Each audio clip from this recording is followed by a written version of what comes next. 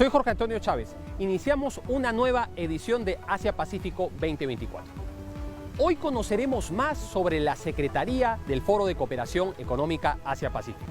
También hablaremos sobre la tarjeta ABTC y sobre el desarrollo de energías verdes en el marco de APEC. De esta manera damos inicio al programa.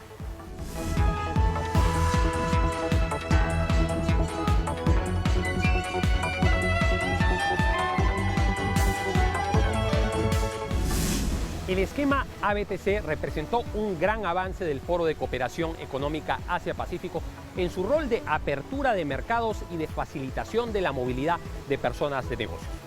¿Para qué sirve esta tarjeta? ¿Desde cuándo los empresarios peruanos pueden acceder a ella? ¿Y cuáles son los requisitos necesarios para obtenerla? Carola Román nos lo cuenta en el siguiente informe especial.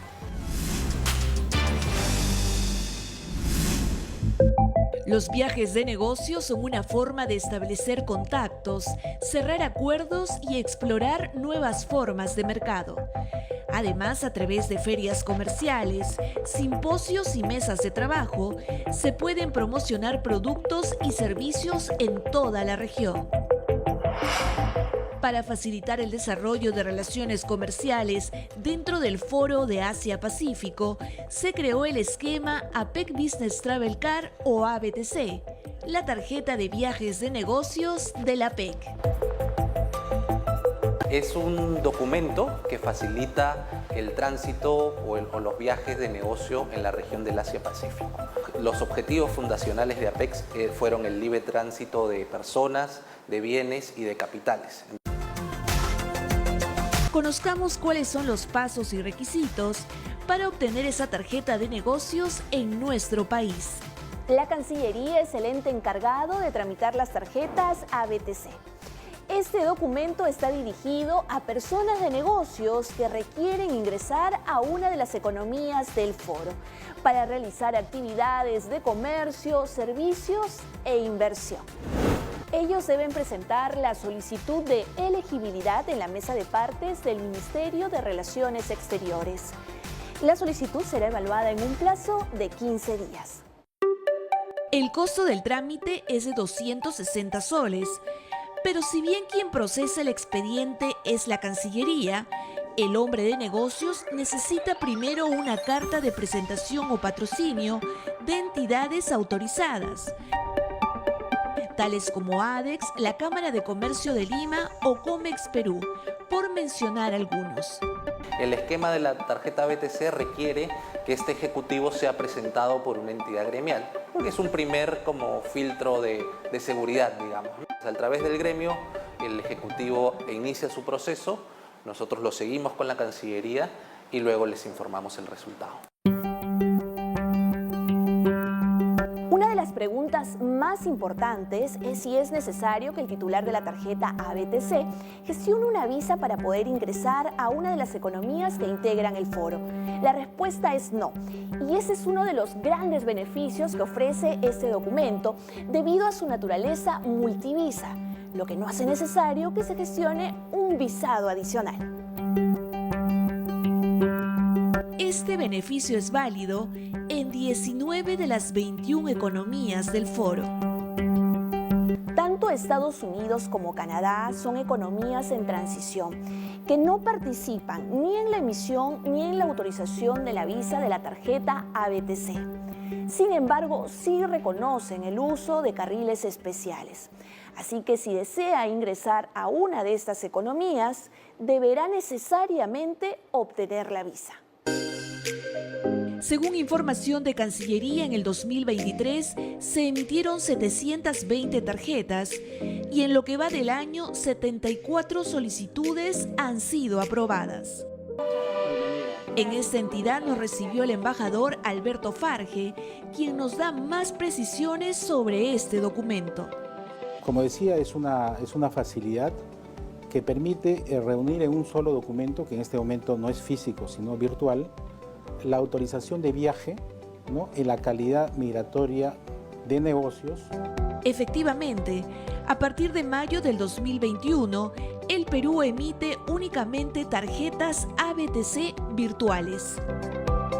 el aplicativo es muy sencillo, lo bajamos al celular a través del Google Play o el App Store si es que usamos iPhone, se llama ABTC. Lo bajas, es absolutamente gratuito el aplicativo. Información relevante como los datos del viajero y el acceso a economías APEC podrá ser verificada por personal de migraciones a través de su teléfono celular. ¿Qué otros beneficios adicionales brinda esa tarjeta? Primero, atención preferencial en las ventanillas de migraciones de los aeropuertos. También un tiempo de permanencia de hasta 30 días en las economías APEC. Hay que recordar que el tiempo de validez de este documento es de 5 años o el tiempo de validez de su pasaporte. Según información de Comex Perú, actualmente hay más de 400.000 tarjetas ABTC emitidas a nivel de toda la región, por lo que constituye un gran impulso para establecer lazos con clientes extranjeros y crecer en el mercado global. Recordemos que sus beneficios no solo están orientados a propiciar un intercambio comercial de bienes, sino también, por ejemplo, puede ser aprovechada por empresas de hotelería y turismo que hacen promoción en el exterior para visitar el lugar de destino. Las posibilidades al cruzar las fronteras se multiplican y este factor constituye una gran oportunidad para que los empresarios peruanos expandan sus negocios, registren mayores ingresos y se generen más fuentes de empleo.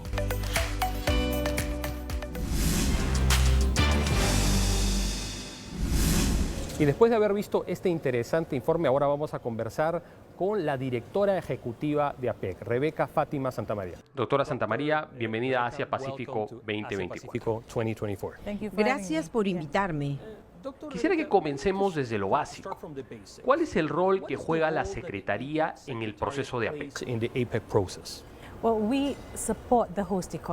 Nuestro principal rol es apoyar a la economía anfitriona, garantizando que todo lo planificado, como las prioridades, sea implementado y puesto en marcha de la manera más eficaz y eficiente posible. Entonces, trabajar con el comité organizador de Perú, por ejemplo, en la parte logística de las cosas, asegurando que todas las reuniones estén programadas, que el calendario esté, es muy básico. La otra parte es la parte importante, asegurándose de que las prioridades que Perú se ha fijado se discutan en la agenda de los diferentes grupos de trabajo. Contamos con alrededor de 50 grupos de trabajo. Por tanto, es vital asegurarnos de que todo lo que Perú desea lograr se refleje en la agenda cuando los funcionarios se reúnen y discuten. Nuestra responsabilidad es mantener una memoria organizativa e institucional. Es esencial asegurar que se registre todo lo logrado por Perú este año para que podamos hacer un seguimiento año tras año. Doctora Santamaría, APEC es un foro que está basado en el consenso y las decisiones que se adoptan en el marco del foro no son legalmente vinculantes. ¿Cuáles son las ventajas de este enfoque?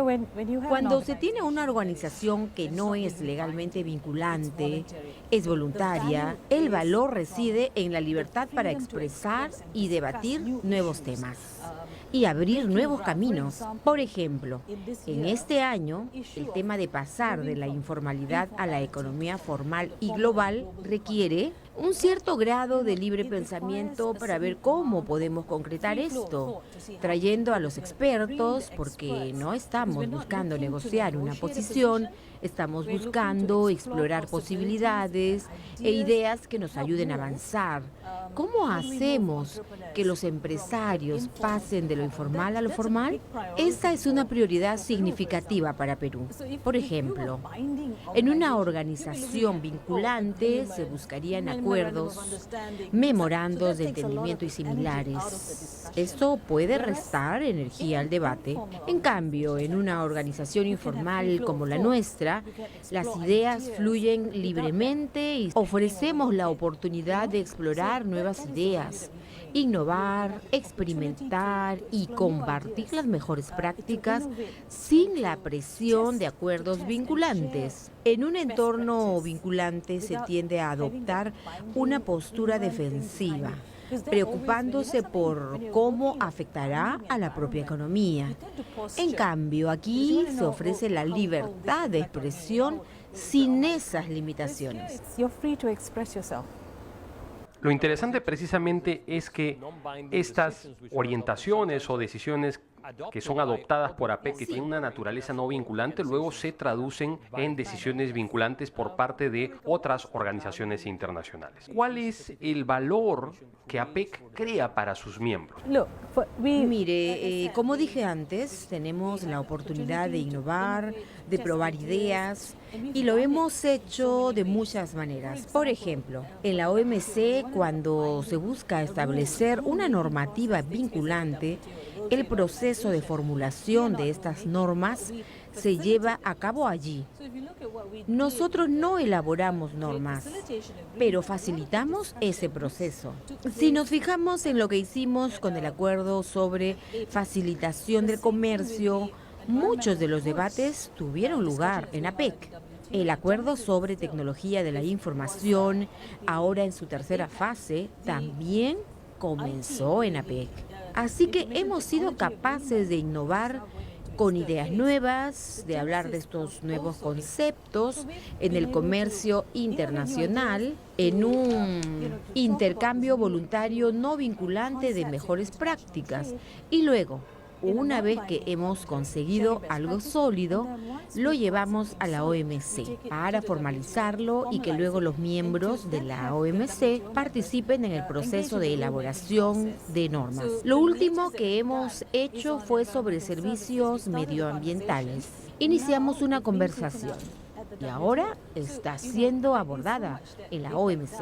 Por ello, la contribución de APEC a la región y de manera más amplia al mundo es significativa. APEC no es un foro que se centre en temas políticos o de seguridad. Sin embargo, hay asuntos geopolíticos como los conflictos armados y la competencia multidimensional sistémica entre Estados Unidos y China que tienen un impacto en la dinámica del foro. Sí. Quisiera que nos cuente en qué consisten estos retos. Al no ser vinculantes, se pueden sostener esas conversaciones difíciles, allanando el camino hacia un diálogo constructivo en busca de un terreno común. Es crucial reconocer que a pesar de la inevitable presencia del ruido geopolítico en estas negociaciones, este foro promueve la capacidad de hallar consensos y llevar a cabo discusiones abiertas y complejas, que quizás no serían posibles en contextos puramente políticos. Se trata de economía y se entiende que en cuestiones económicas se buscan beneficios mutuos. Aunque el ruido persista, el foco final está en cómo todos pueden beneficiarse de la cooperación y la integración económica. Doctora Santamaría, bueno, sin duda es interesante, en tanto se ha enfocado en lo que las economías tienen en común y en las posibilidades de hacer cosas. Y la naturaleza consensual y voluntaria de APEC permite tener discusiones sobre una serie de temas sin la presión de llegar a resultados vinculantes. En 1994, las metas de Bogor fueron aprobadas. Las economías desarrolladas de APEC abrirían, por lo tanto, sus mercados en el año 2010 y en el año 2020 harían lo propio las economías en desarrollo. Sin embargo, esto no ha sucedido. Y a pesar de ello, en la visión de APEC de Putrajaya al año 2040, aún la creación de esta área de libre comercio es una meta. ¿Cuál es su evaluación sobre la posibilidad de llegar a crear el área de libre comercio del Asia-Pacífico en el futuro? Una vez más, tenemos que volver a lo básico. La cooperación económica Asia-Pacífico, este organismo no es un órgano de negociación, ¿cierto? Así que eso tiene que quedar muy claro. Pero dicho esto, los miembros son libres de celebrar sus propias negociaciones y tener sus propios acuerdos de libre comercio. En definitiva, se quiere lograr todo esto. Y eso es exactamente lo que han hecho. Si nos fijamos en el CPTPP, o en la Asociación Económica Regional Global que ha liderado la ASEAN. Así que todo esto está en marcha. Toda la Alianza del Pacífico Así que lo que estamos buscando es ver cómo podemos reunir todo esto para tener una integración económica regional más profunda. ¿Cuáles son los elementos comunes que hemos hecho aquí y cómo lo podemos unificar? En última instancia, debe tratarse de facilitar los negocios, el acceso a los mercados, facilitar la actividad empresarial. Así que conseguir todos estos elementos creo que es una aspiración a largo plazo para la región. Teniendo en cuenta que no somos un órgano de negociación, por lo que no firmamos acuerdos comerciales, sino que allanamos el camino. Así que ese es el tema aquí. No se trata de nosotros. Creo que ese no es nuestro objetivo. Entonces, la idea no es llegar a tener un tratado con obligaciones vinculantes, no es que había una meta concreta de aprobarlo en el año 2020, sino que se trataba más bien de cooperar, de lograr un terreno común y de permitir a las economías adoptar medidas unilaterales que contribuyan al proceso. Esperemos que en el 2040 lo consigamos, pero en realidad hay mucho trabajo que hacer. Y como sabemos, pertenecemos a distintos niveles de desarrollo económico, así que se trata realmente de subir a un mismo tren para que al final todos lleguemos a un mismo destino. Well, Dr. Rebecca, we will make a small pause and then we will continue with the interview. Vamos a una pequeña pausa y luego continuaremos con la entrevista con la doctora Rebecca Fátima Santamaría, directora ejecutiva de APEC. Las prioridades que Perú ha puesto sobre la mesa nos importan mucho a todos. Es una continuación de todo el trabajo que hemos estado haciendo.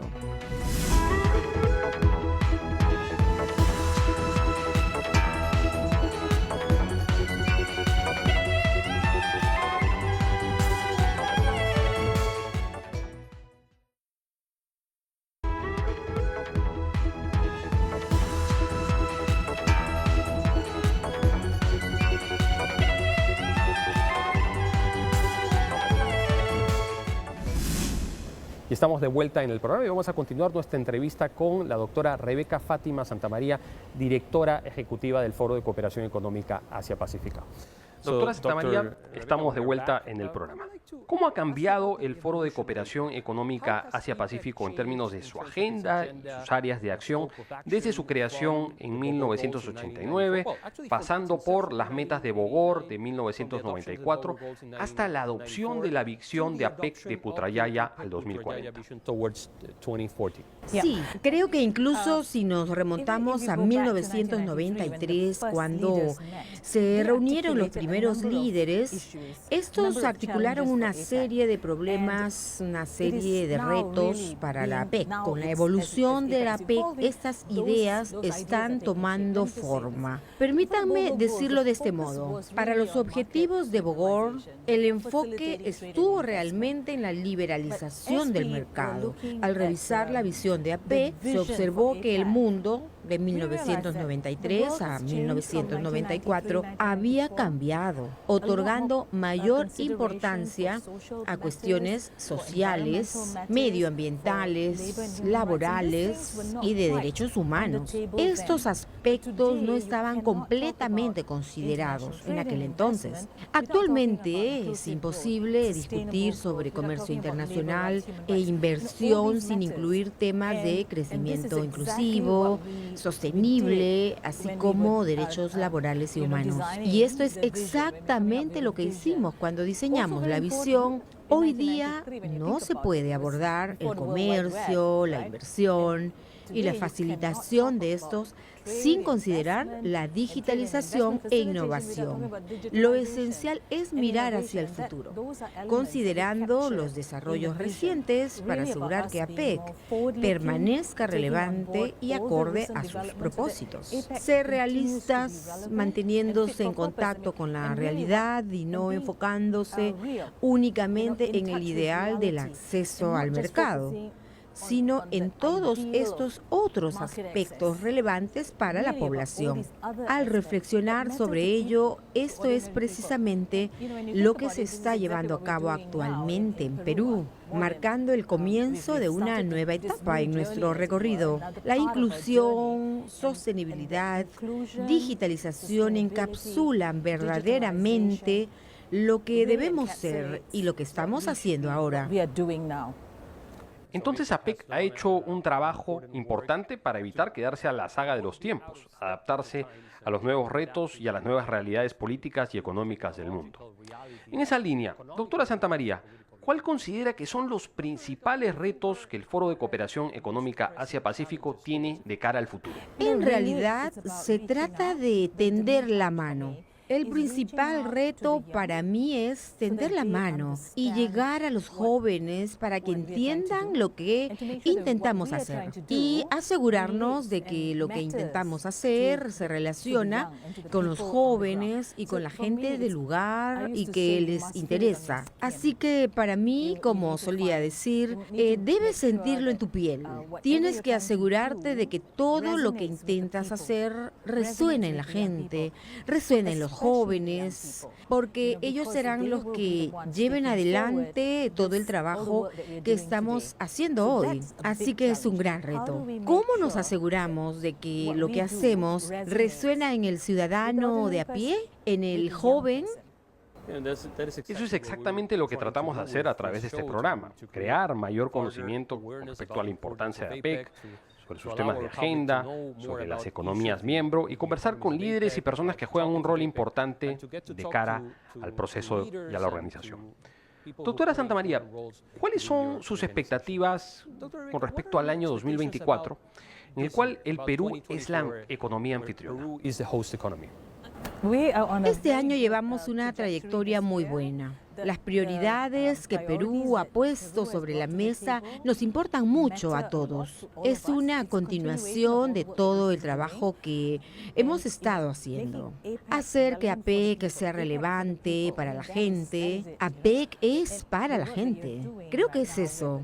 El trabajo que se está haciendo ahora con empoderar, crecer, incluir. Esas cosas son aspectos importantes de lo que estamos haciendo exactamente. Lo que importa en Perú es traducirlo a términos reales, como que, por ejemplo, la conversación que acabamos de mantener cuando llegué aquí acerca de cómo asegurarse de que el ciudadano promedio aprecie lo que estamos haciendo. ¿Cómo hacer que los que están en la parte informal de los negocios pasen a la parte formal?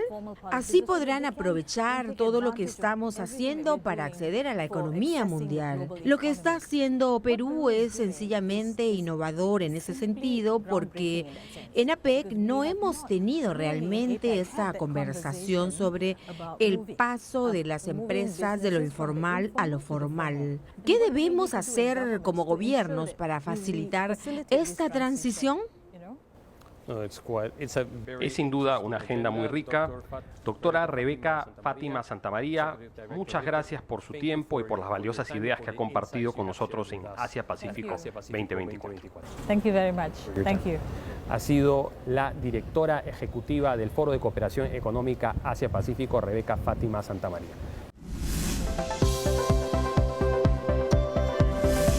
Y luego de haber conocido más sobre el trabajo que realiza la Secretaría de APEC, vamos con nuestro segmento La Clase. Y el día de hoy vamos a hablar sobre el proceso de ampliación de APEC. Como les contamos previamente, en el año 1989 se crea APEC y tenía inicialmente a 12 miembros. Pero en ese momento se pensaba que se podía haber incluido a un miembro más, que era la República Popular China, que había iniciado su proceso de reforma y apertura en el año 1978.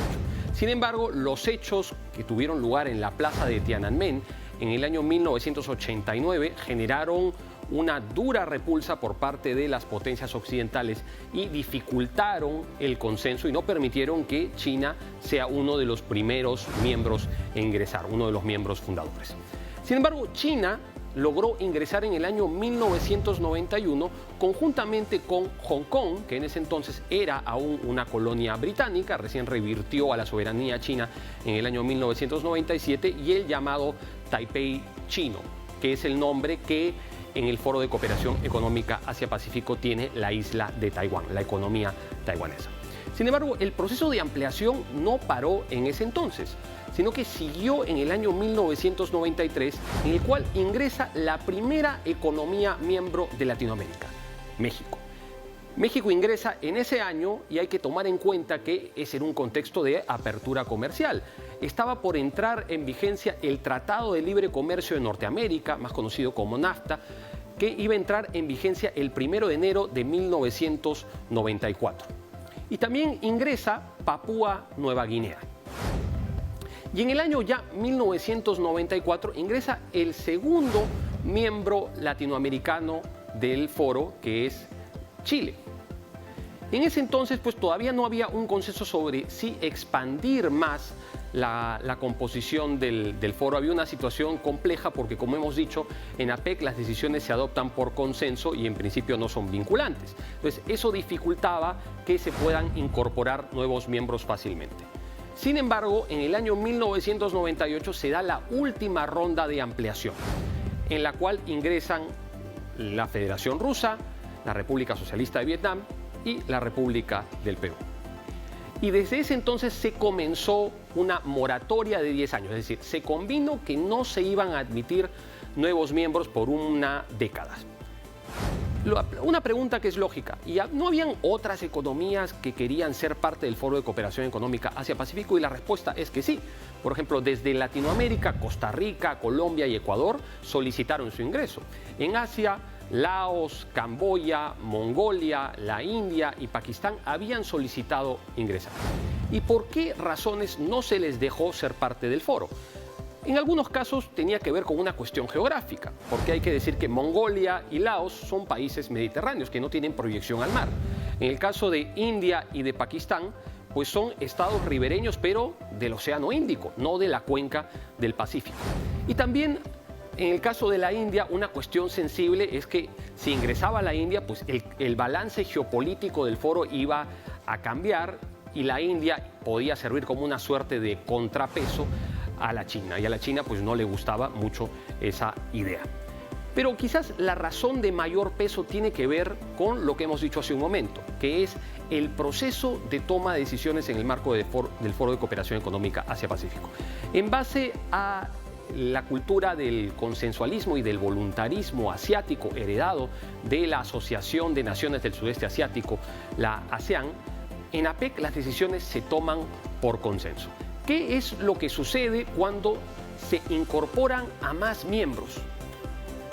Es mucho más difícil arribar a un consenso político. Y a pesar que las decisiones no sean vinculantes y sean de aplicación, por lo tanto, unilateral, se complejiza el proceso de toma de decisiones y creo que esa es una de las razones fundamentales por las cuales el foro no ha seguido expandiéndose, sino más bien ha tratado de expandir su agenda, pero no su composición en términos de miembros. De esta manera cerramos nuestro segmento La Clase y también los invitamos a seguirnos en las redes sociales de TV Perú Noticias, en YouTube, en Instagram y en X. Ahora vamos a un corte y volvemos con más en Asia Pacífico 2024. Hay economías de la PEC que tienen mayor desarrollo tecnológico. Hay economías como en el caso de Perú, donde tenemos muchos potenciales, porque tenemos gran potencial de energías renovables. En el caso de Chile también, por ejemplo.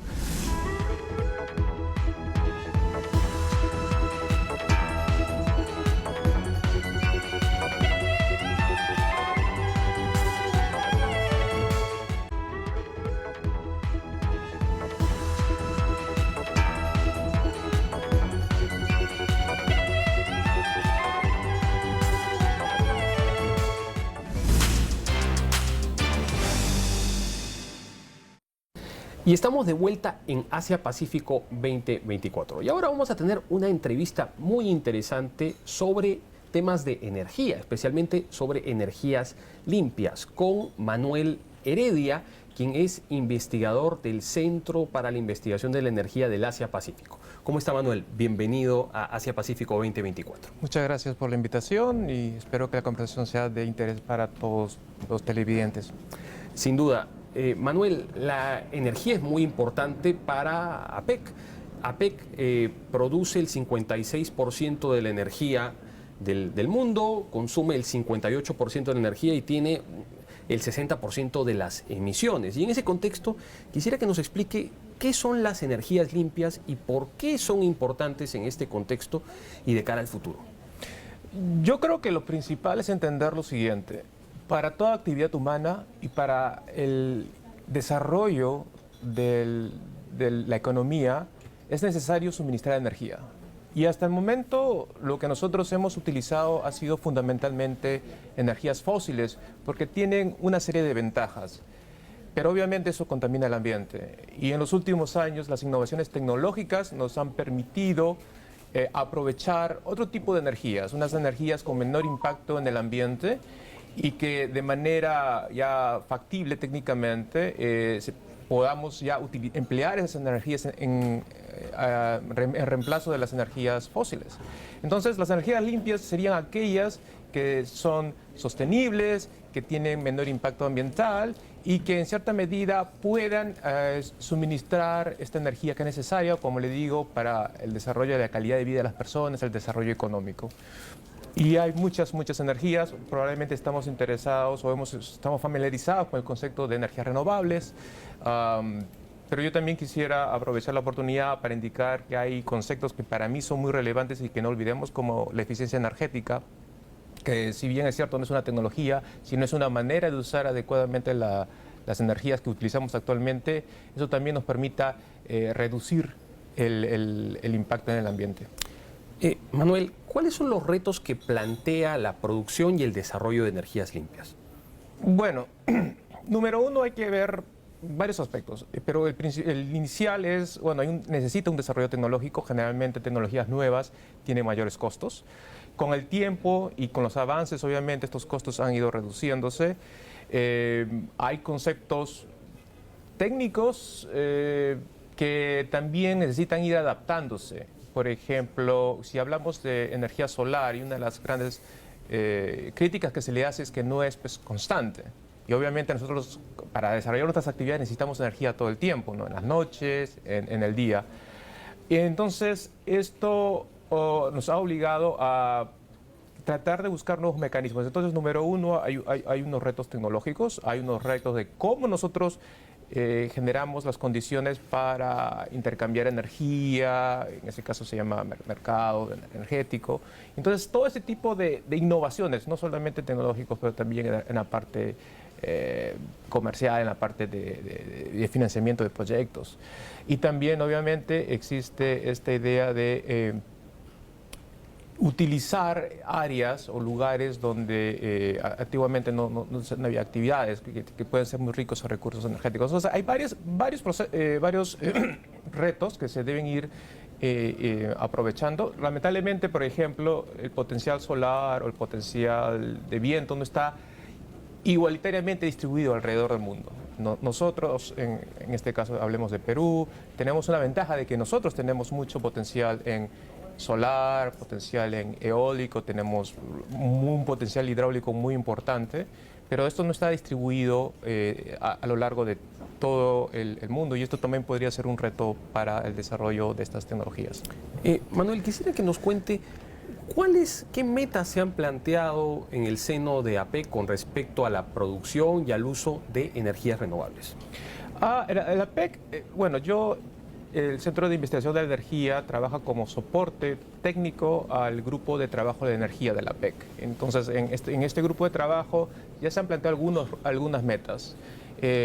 Principalmente es la reducción del 45% de la intensidad energética, que significa que si uno toma cuánta energía utiliza una economía de la PEC y lo dividimos entre el crecimiento económico, entonces uno puede tomar un factor y la idea sería reducir, es decir, usar menos energía, pero aumentar el crecimiento. Ese es uno de los metas. Y la otra es aumentar la participación de las energías renovables en la matriz, en la combinación de los diferentes energéticos para suministrar la demanda. Entonces hay dos: la reducción de intensidad energética, y la segunda es el duplicar la participación de las energías renovables en la matriz energética de la región APEC, porque son metas a nivel región APEC, no son individuales. Y precisamente con respecto al tema de las energías renovables, ya aterrizando en el Perú, pues ¿cuáles son las energías renovables en las que el Perú tiene mayor potencial de desarrollo? Potencial desde el punto de vista técnico, tenemos la hidráulica, que es muy importante. Aprovechamos solamente una pequeña fracción: energía solar, energía eólica. Yo creo que fundamentalmente ellas, pero como dije anteriormente, es una cuestión mucho más allá de tener ese potencial, sino también tener las condiciones, las otras innovaciones que son necesarias que permitan el desarrollo no solamente de la tecnología en sí, sino de la industria, es decir, que permitan incorporarse dentro del mercado energético y que permitan, pues, obviamente, desarrollar proyectos para que puedan suministrar energía a los ciudadanos. ¿Y de qué manera el Perú se beneficia del trabajo que se hace en el marco de APEC en materia de energías limpias? Esto es importante porque el Fondo de Cooperación lo que realmente busca es la interacción de las diferentes economías y al estudiar e integrar sus experiencias permiten aprender de las lecciones de las iniciativas que se han ido aplicando en otros lugares, además de buscar colaboración entre ellos. Por ejemplo, obviamente hay economías de la PEC que tienen mayor desarrollo tecnológico. Hay economías como en el caso de Perú, donde tenemos muchos potenciales, porque tenemos gran potencial de energías renovables. En el caso de Chile también, por ejemplo. Entonces, dentro del marco de las actividades que hace la PEC, y Perú se beneficia mucho porque, como digo, hay esta interacción, permite participar de las discusiones que se realizan en el tema energético, también sobre lo que es energía limpias y transición energética, que es realmente la transformación de aquella matriz energética basada en energías fósiles a llegar en un momento en una versión mucho más limpia, que probablemente pueda no tener tanto impacto ambiental, pero sobre todo que pueda sustentar el crecimiento económico de las personas que viven dentro de la región de la PEC. En las reuniones que están teniendo lugar en estos días en el marco de la primera reunión de altos funcionarios y del Grupo de Energía, se ha hablado mucho sobre el hidrógeno verde y se habla mucho también en medios especializados. ¿Podría explicarnos qué es el hidrógeno verde? ¿Cuál es la diferencia que tiene este tipo de energía de otras? Sí, a ver, esencialmente yo creo que es importante entender que el hidrógeno no es realmente una fuente de energía, sino es un vector energético. ¿Eso qué quiere decir? Que nos ayuda a transformar un tipo de energía, almacenar esa energía en forma de hidrógeno para después, cuando el hidrógeno llega a otros equipos, pueda volver a convertirse nuevamente en energía. Es una manera de transmitir energía. Existen muchas maneras de producir hidrógeno. La manera en que la gran mayoría o casi todo el hidrógeno del mundo es producido es con energías fósiles y es muy contaminante y no es utilizado fundamentalmente para energía. Increíblemente, el hidrógeno que se produce actualmente es utilizado como materia prima para actividades industriales, en las refinerías, en la producción de fertilizantes. Actualmente este uso o esta producción de hidrógeno contaminante es alrededor del 2%, 2.5% de las emisiones a nivel mundial. Habiendo dicho eso, el hidrógeno en sí, no el proceso de producción, pero el hidrógeno en sí no tiene emisiones. Entonces, se puede aprovechar esa característica en el uso final para poder descarbonizar, lo que nosotros decimos, ciertas actividades que utilizan combustibles fósiles muy importante. A ver, el hidrógeno verde sería, entonces, el hidrógeno que en sí no contamina, pero que para producir necesita tener un proceso que no es contaminante. Y ese proceso generalmente está linkeado con energías renovables, otra vez las energías que no tienen estos impactos. Entonces, el hidrógeno verde en sí es el hidrógeno producido, pero de una manera especial. Es a través de un proceso en el cual utilizamos energías renovables para disminuir el impacto en esta producción o eliminarla completamente y de esta manera transformar esa energía renovable inicial que pueden en hidrógeno que puede en esa manera llevar energía a otros lugares para que pueda ser utilizado. En la agenda de desarrollo sostenible, pues se habla mucho sobre la necesidad de mitigar el cambio climático. ¿Cuál es la vinculación que hay entre el desarrollo de energías renovables y la consecución de estos objetivos de sostenibilidad? Bueno, yo quiero aprovechar el tema que usted pregunta, porque hay dos partes que son importantes para luchar contra el cambio climático y los efectos negativos del cambio climático. Uno es la mitigación, es decir, evitar el daño que nosotros hacemos al ambiente, y la otra parte es la adaptación, es entendiendo de que de todas maneras va a haber un tipo de cambio, cómo nosotros nos adaptamos para mantener la seguridad energética y la calidad de vida y tengamos suficientes recursos para satisfacer las necesidades de la población. En la parte de mitigación en sí, lo que tratamos de hacer es reducir las emisiones. Y una de las maneras es utilizar energías limpias, porque como le digo, a ver, si bien es cierto, se puede utilizar varias otras alternativas de energía para suministrar, por ejemplo, la energía necesaria para mover un vehículo. Las características propias de ese uso requieren unas características especiales del combustible. Entonces, si buscamos hacer un combustible limpio, necesitamos desarrollar una tecnología que permita aprovechar tecnologías limpias y poder utilizar en ese vehículo. Entonces, la idea de mitigación en sí lo que ayuda genera esta necesidad de desarrollar nuevas tecnologías, de buscar crear mecanismos que las hagan más accesibles para todos y que permitan también desplegar estas tecnologías en diferentes ámbitos, ¿no? He puesto un ejemplo de los vehículos, pero hay otras actividades como la actividad industrial que también necesita grandes cantidades de energías de unas características especiales y que se está trabajando intensamente en desarrollar las tecnologías y las capacidades para desplazar esos combustibles contaminantes con tecnologías y fuentes de energía que son más limpias.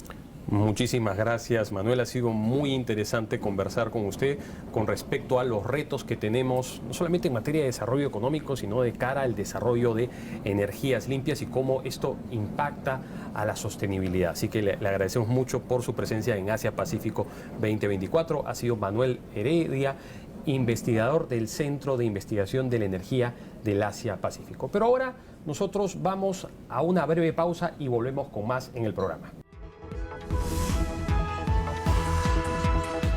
Y el día de hoy hablaremos sobre Malasia, una economía miembro de APEC del sudeste asiático, que es uno de los miembros fundadores del Foro de Cooperación Económica Asia-Pacífico.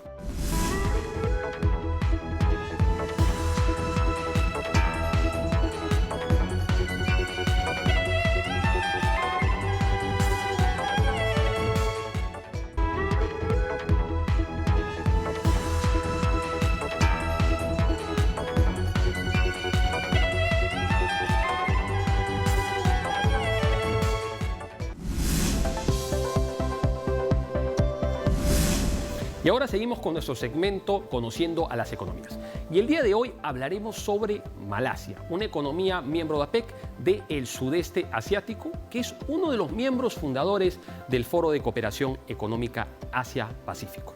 Ha tenido la presidencia del Foro APEC tanto en el año 1998, que es cuando el Perú comienza a participar en el foro, y también en el año 2020. Malasia se convirtió mayoritariamente al Islam desde el siglo XIV por la llegada de los mercaderes que venían desde el Medio Oriente. En el siglo XIX comenzó a haber una presencia muy importante de los británicos. En el año 1941 los japoneses invadieron el territorio de Malasia y expulsaron a los británicos. Y recién los japoneses lograron salir de Malasia en el año 1945 tras su derrota en la Segunda Guerra Mundial. La Federación de Malaya se constituye como una suerte de colonia británica en el año 1948. Sin embargo, la independencia de la Federación de Malaya se daría recién en la década de los 50. Y ya en la década de los 60 se crea otra entidad que se llamaba la Federación de Malasia, en la que también participaban otros territorios, incluido la colonia británica de Singapur, que sale de la Federación de Malasia en el año 1965. Malasia tuvo un proceso de desarrollo económico muy importante desde los años 80. Es parte de las nuevas economías industrializadas. Hemos hablado de los tigres asiáticos como Singapur, como Corea del Sur, como Hong Kong y como el Taipei chino. Pero hubo una segunda ola de industrialización, sobre todo en el sudeste asiático, en el que economías como Malasia, Filipinas y la propia Indonesia cumplieron un rol importante. En los años 80, pues una figura muy importante de la política de Malasia fue Mahathir Mohamad, que tuvo un gobierno como primer ministro de más o menos unos 22 años. Y Mahathir Mohamad impulsa un proceso de desarrollo económico que propende a la industrialización de esta economía del sudeste asiático, y era un mandatario que tenía una cercanía con el Perú porque visitó el Perú en el año 1995 y ofreció la ayuda de Malasia para que el Perú pudiera ingresar al Foro de Cooperación Económica Asia-Pacífico. Hay una característica muy interesante con respecto al sistema político de Malasia, porque es una monarquía electiva y rotatoria. Es decir, que el jefe de Estado es un rey, pero que es elegido por una asamblea de gobernadores que está compuesta por los rayas o reyes de 9 sultanatos que eligen al rey. Y el rey cambia cada 5 años. Esta es una característica muy particular. Pero su jefe de gobierno es, al igual que en los sistemas parlamentarios, un primer ministro que surge de la Cámara Baja del Parlamento. Malasia es una economía que ha tenido un desarrollo económico muy importante. Ha presidido el Foro de Cooperación Económica Asia-Pacífico en el año 2020 por última vez. Comenzó su presidencia desarrollando eventos de manera presencial, pero justamente llegó la pandemia y tuvo que adaptarse a la virtualidad. Así que esto sin duda fue un cambio, fue un punto de inflexión para la agenda del foro. Y también lo digo por otra cuestión, es porque en el año 2020 supuestamente se tenía que cumplir con las metas de Bogor, que buscaban liberalizar las economías de APEC, que exista una zona de libre comercio entre las economías del Asia-Pacífico, pero esto no se llegó a conseguir. Sin embargo, en el año 2020, en Putrajaya, se aprueba la llamada Visión de Putrajaya al 2040, que es la nueva hoja de ruta del Foro de Cooperación Económica Asia-Pacífico, sobre la cual hablaremos más en el futuro. Espero que les haya parecido interesante esta sección de Conociendo a las Economías y les contamos que la próxima semana hablaremos de Filipinas. Y luego de haber conocido más sobre Malasia, quisiéramos compartir con ustedes un dato para cerrar el programa. Y es que las economías del Foro de Cooperación Económica Asia-Pacífico han suscrito un total de 144 tratados de libre comercio bilaterales y multilaterales. Por último, quisiéramos agradecerle al Circuito Mágico del Agua del Parque de la Reserva por habernos prestado sus instalaciones para esta edición y permitirnos cerrar este programa con este bello marco. Nos encontramos la próxima semana con más de Asia Pacífico 2024.